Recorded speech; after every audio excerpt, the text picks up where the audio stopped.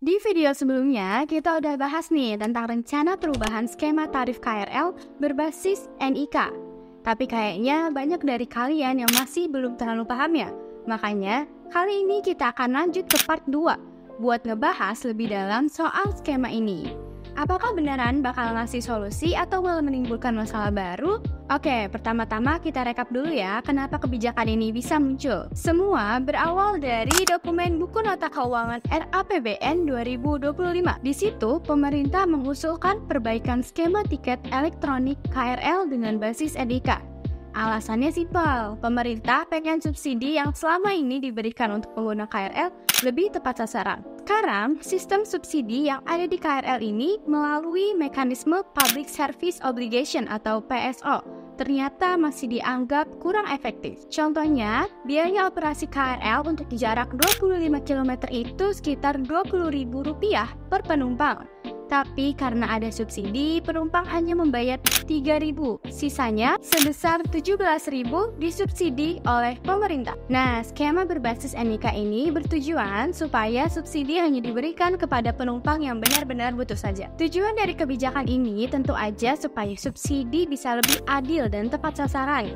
Bayangin, kalau subsidi hanya dinikmati oleh mereka yang masuk kategori menengah ke bawah. Ini bakal bikin subsidi lebih efisien dan bisa memperbaiki kondisi ekonomi masyarakat.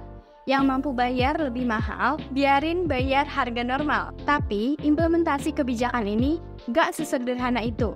Banyak yang ragu soal akurasi data NIK yang bakal dipakai. Apakah data yang dikumpulkan oleh pemerintah sudah benar-benar akurat dan up to date? Masalah ini bisa jadi sangat krusial. Kalau data yang dipakai salah, bisa-bisa orang yang seharusnya dapat subsidi malah tidak dapat, atau sebaliknya, orang yang mampu justru dapat subsidi. Pengamat transportasi Deddy Herlambang bahkan bilang kalau data masyarakat miskin di Indonesia seringkali tidak sinkron kenyataannya di lapangan. Ini yang bikin resiko salah sasaran itu besar banget. Selain soal data yang nggak akurat, ada juga tantangan teknis yang harus diperhitungkan.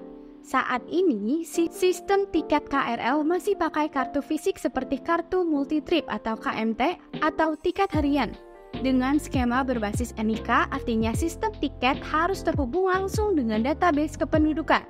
Nggak kebayang kan gimana antrinya di stasiun kalau sistemnya bermasalah atau ada penumpang yang NIK-nya tidak terdaftar? Ini bisa jadi malapetaka bagi penumpang yang terburu-buru. Bayangkan situasinya, seorang penumpang ketinggalan kereta hanya karena NIK-nya tidak terdaftar atau dia lupa bawa KTP-nya.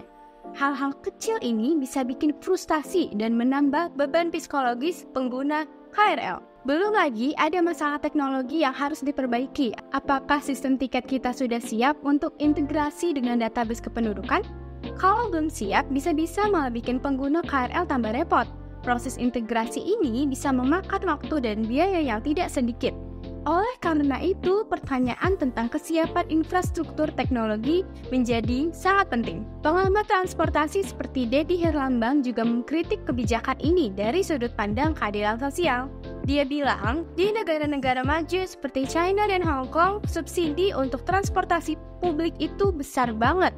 Tujuannya agar semakin banyak orang memilih menggunakan transportasi umum. Dengan begitu, mereka bisa mengurangi polusi, kemacetan, dan angka kecelakaan. Di Indonesia sendiri malah kebalik nih guys. Subsidi untuk kendaraan listrik yang notabene dimiliki oleh orang-orang mampu justru lebih besar dibandingkan subsidi untuk transportasi umum. Ini yang bikin kebijakan subsidi berbasis NIK ini terlihat seperti bentuk diskriminasi bagi pengguna transportasi umum, terutama masyarakat menengah ke bawah. Jadi harus ada perbandingan nih yang adil dalam kebijakan transportasi kita. Selain masalah skema berbasis NIK, ada juga isu soal kemungkinan kenaikan tarif KRL. Sekarang, tarif KRL udah tidak naik sejak 2016, yaitu Rp3.000 untuk 25 km pertama dan Rp1.000 untuk setiap tambahan 10 km. Dengan inflasi dan peningkatan infrastruktur stasiun yang terus membaik, wajar kalau tarif harus disesuaikan.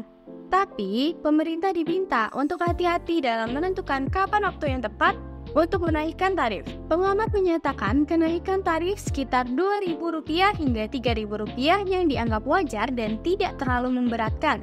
Namun, kenaikan ini juga harus diimbangi dengan peningkatan pelayanan seperti perbaikan jumlah rangkaian kereta yang beroperasi. Saat ini masih banyak kereta yang rusak sehingga jumlah rangkaian yang tersedia di lapangan tidak maksimal. Ini menjadi pertanyaan besar, apakah tarif akan naik tanpa ada perbaikan layanan? Jadi, apa keputusan final pemerintah mengenai kebijakan ini? Sampai saat ini, pemerintah masih melakukan kajian dan diskusi terkait implementasi skema berbasis NIK tersebut. Kementerian Perhubungan berkomitmen untuk memastikan bahwa semua data yang digunakan benar-benar akurat sebelum memutuskan untuk menerapkan kebijakan ini. Mereka juga mendengarkan masukan dari berbagai pihak, termasuk pengguna KRL dan pengamat transportasi, untuk memastikan bahwa kebijakan ini tidak menimbulkan dampak negatif di masyarakat. Kita semua harus menunggu perkembangan selanjutnya dan berharap pemerintah benar-benar mendengarkan suara rakyat ya. So guys, apakah skema tarif KRL berbasis NIK ini solusi atau masalah baru? Jawabannya masih belum jelas nih, karena banyak aspek yang harus dipertimbangkan, dari akurasi data NIK, kesiapan teknologi, hingga dampaknya ke masyarakat. Yang pasti, pemerintah harus mendengar masukan dari berbagai pihak sebelum kebijakan ini benar-benar diterapkan. Buat kamu pengguna KRL, apa pendapat kamu soal kebijakan ini? Apakah kamu setuju subsidi hanya diberikan ke mereka yang benar-benar membutuhkan? Atau justru kamu merasa ini bakal menimbulkan ketidakadilan? Kasih tahu pendapat kamu di kolom komentar ya.